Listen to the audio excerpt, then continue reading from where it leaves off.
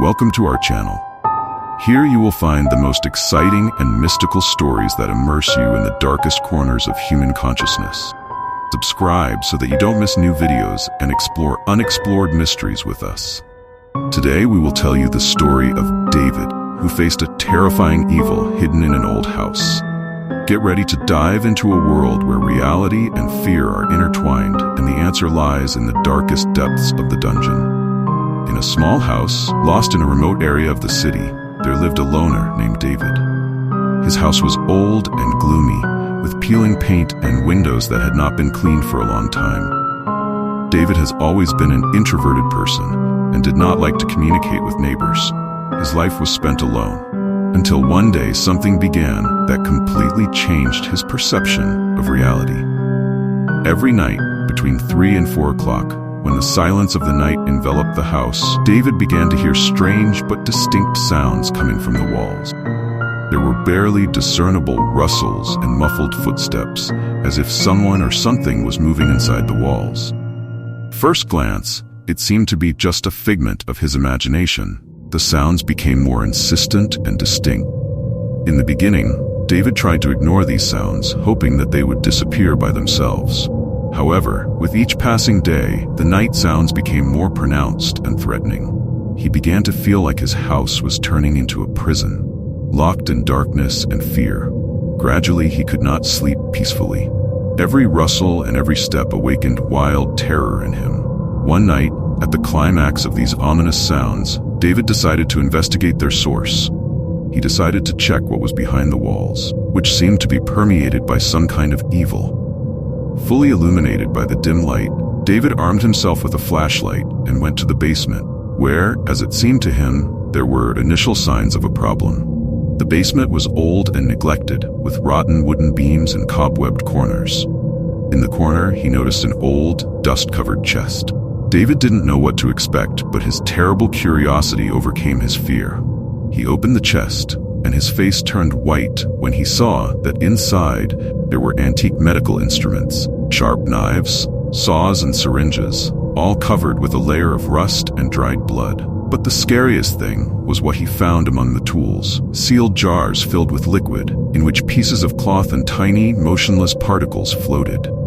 Names, strange dates, and cryptographic signs were written on the lids of the cans, which David could not decipher, but which created a feeling of terrible connection with something sinister.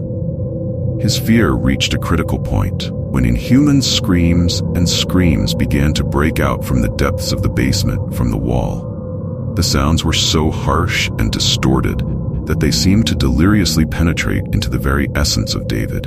He realized that the sounds weren't just coming from the walls, they were somehow part of the very structure of the house. David, completely consumed by horror, began to realize that his house was in the middle of some ancient and sinister ritual. Trying to overcome the horror, he gathered his courage and began to explore deeper, although fear and panic had already taken hold of him. With every step he took through the basement, his fear only intensified. He noticed that the walls and the corners of the basement had strange marks, scratched out with a knife or some sharp object. Each of these marks was filled with the dilapidated remnants of a black powdered substance that was covered with a thin layer of mold. David was shocked to realize that these were not just footprints. They were part of some kind of creepy ritual symbol that led to some terrible goals. He noticed that one of the corners of the basement was particularly highlighted. The walls were papered with old, dilapidated newspapers, which depicted strange and frightening drawings. As he approached, the texts on these newspapers caught his attention. Articles were written about the sinister events that took place in the house, mentioned cases of disappearance of people, and strange incidents related to occult practices. Some of the articles contained disgusting images, human bodies that had been distorted and subjected to terrible torture.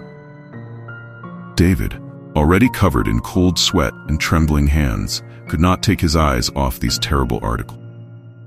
The realization that his house was the center of something so sinister and disgusting was slowly starting to destroy his mind. The secrets of this place were more obscure than he could have imagined.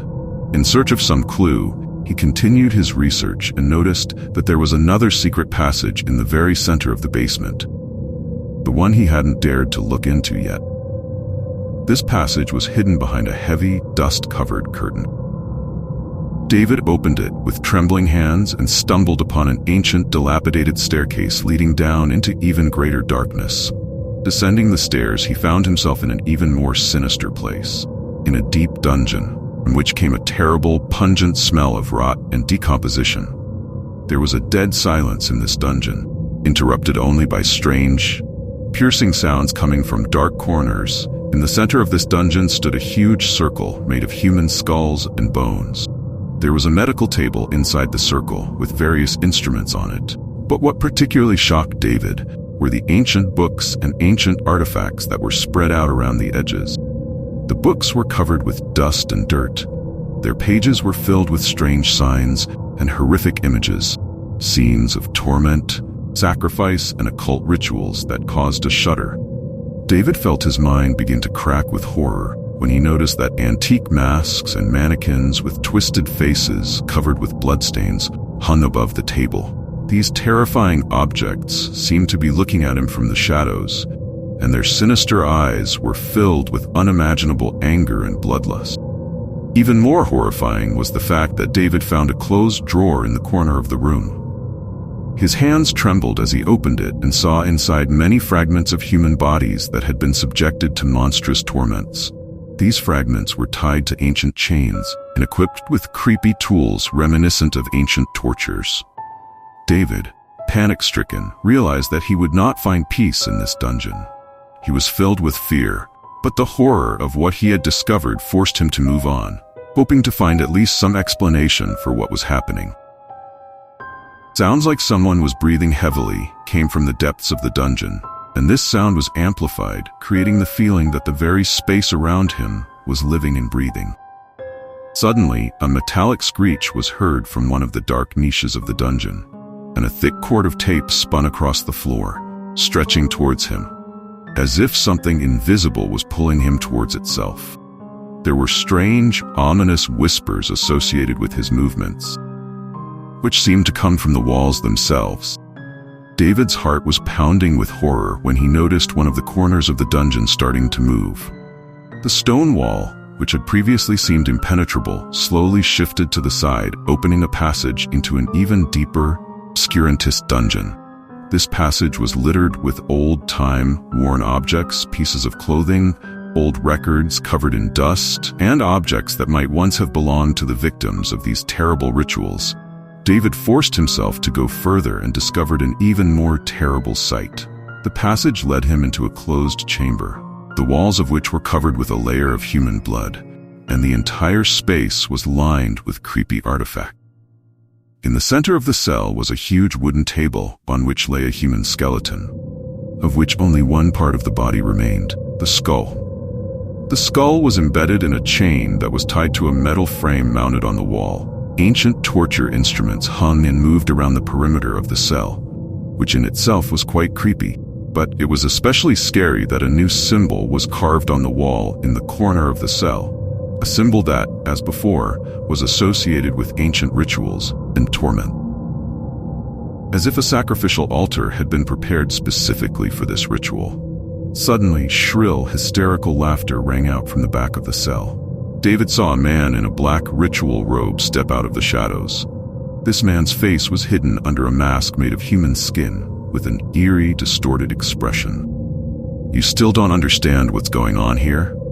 The stranger's voice was distorted and ominous.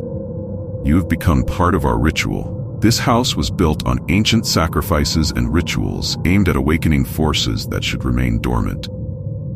You just couldn't leave here without consequence." With these words, the stranger reached out to David with some kind of creepy tool in his hands, reminding him of the ancient instruments of torture that David had seen earlier. Trying to find a way out, David noticed that the walls of the cell began to slowly shrink, as if the very structure of the dungeon decided to trap him. With tension and horror, David watched as the walls of the cell slowly shifted, creating the feeling that his space was being squeezed in an unbearable vice.